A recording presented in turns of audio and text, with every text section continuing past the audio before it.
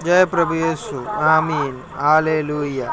मूसा का उपदेश चौथा। अब हे इज़राइल, जो जो विधि और नियम मैं तुम्हें सिखाना चाहता हूँ उन्हें सुन लो और उन पर चलो, जिससे तुम जीवित रहो और जो देश तुम्हारे पितरों का परमेश्वर यहोवा तुम्हें देता है उसमें जाकर उसके अधिकारी हो जाओ। दूसरा, जो आज्ञा मैं तुमको सुनाता हूँ उसमें न तो कुछ बढ़ाना और न कुछ घटाना, तुम्हारे परमेश्वर यहोवा की जो जो आज्ञा मैं तुम्हें सुनाता हूँ उन्हें तुम मानना। तीसरा, तुमने तो अपनी आंखों से देखा है कि बालपोर के कारण यहोवा ने क्या क्या किया था। जितने मनुष्य बालपोर के पीछे हो लिए थे उन सबों का तुम्हारे परमेश्वर यहोवा ने तुम्हारे बीच में से सत्यानाश कर डाला।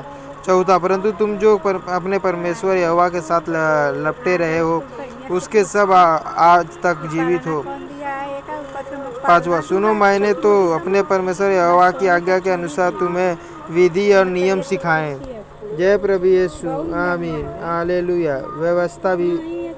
व्यवस्था विवरण 3.24-4.14 है कि जिस देश के अधिकारी होने जाते हो उसमें तुम उनके अनुसार चलो। छठा, इसलिए तुम उनको आदर करना और मानना, क्योंकि और देशों के लोगों के सामने तुम्हारी बुद्धि और समझ इसी के प्रकट होगी, अर्थात वे इन सब विधियों को सुनकर कहेंगे कि निश्चय यह बड़ी जाति बुद्धिमान और समझदार है। सातवां, देखो कौन ऐसी बड़ी जाति है जिसका देवता उसके ऐसे समीप रहता है जैसा हमारा परमेश्वर यहोवा, जबकि हम उसको पुकारते हैं। आठवां, फिर कौन ऐसी बड़ी जाति है जिसके पास ऐसी धर्ममय विधि और नियम हो जैसी कि यह सारी व्यवस्था जिसे मैं आज तुम्हारे सामने रखता हूँ।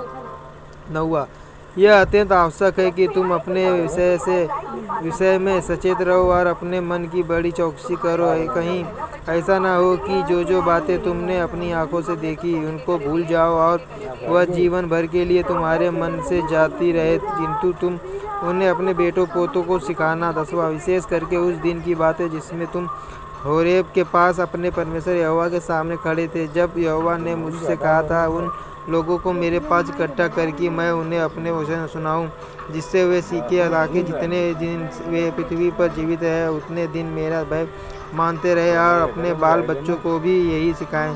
11, तब तुम समीप आकर उस पर्वत के नीचे खड़े हुए और वह पहाड़ आग से धधक रहा था और उसकी लौ आकाश तक पहुंचती थी और उसके चारों ओर अंधियारा और बादल और घोर अंधकार छाया हुआ था। 12, तब यहोवा ने उस आग के बीच में से तुमसे बातें की बातों का शब्द तुमको सुनाई पड़ा, परंतु कोई रूप न दिखा, केवल शब्द ही सब सुनाई पड़ा। 13, उसने तुमको अपनी वाचा के दासों वचन बताकर उनके मानने की आज्ञा दी और उन्हें पत्थर की 2 पट्टियों पर लिख दिया। 14, और मुझको यहोवा ने उसी समय तुम्हें